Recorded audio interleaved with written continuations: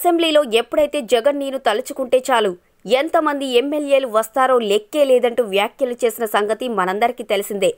ఫలితాలు వెలువడిన మరుసటి రోజు నుంచే టీడీపీ నుంచి కొందరు వైసీపీని సంప్రదించారు. అయితే జగన్ మనసు తెలుసుకున్న వీళ్లలో కొందరు అవసరమైతే ఎమ్మెల్యే పదవికి రాజీనామా చేసి మరీ వైసీపీలోకి వస్తామని చెబుతున్నారు. వాళ్ళు ఎవరెవరు అనే విషయంలో మాత్రం వైసీపీ నేతలు పూర్తి క్లారిటీ ఇవ్వడం లేదు. మరి ఈ సస్పెన్స్ ఇంకా ఎంతకాలం ఉంటుందో. పార్టీ ఫిరాయింపులపై స్పష్టమైన వైఖరితో ఉన్నారు సీఎం జగన్.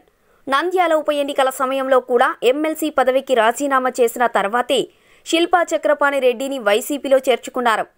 అధికారం చేతిలో లేనప్పుడే ఒక ఎమ్మెల్సీ వస్తానంటే పదవి వదులుకొని రమ్మని చెప్పిన జగన్ ఇప్పుడు మాట మార్చే అవకాశం ఎంత మాత్రమూ లేదు.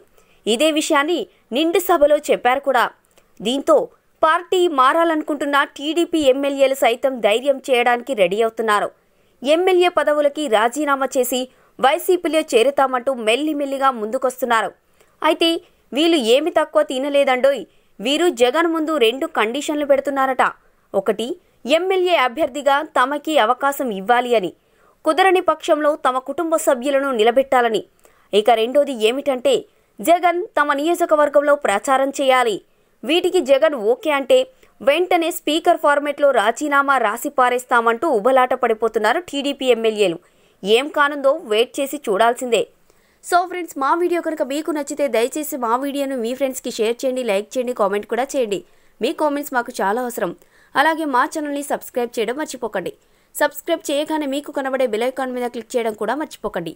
ఎప్పటికప్పుడు మా లేటెస్ట్ వీడియోలు మీకు అందాలి అంటే తప్పకుండా బెల్ ఐకాన్ మీద క్లిక్ చేయండి ఫ్రెండ్స్. మరొక టాపిక్తో మా నెక్స్ట్ వీడియోలో మళ్ళీ కలుద్దాం. అంతవరకు సెలవు. Thank you. Please subscribe to Public Talk TV.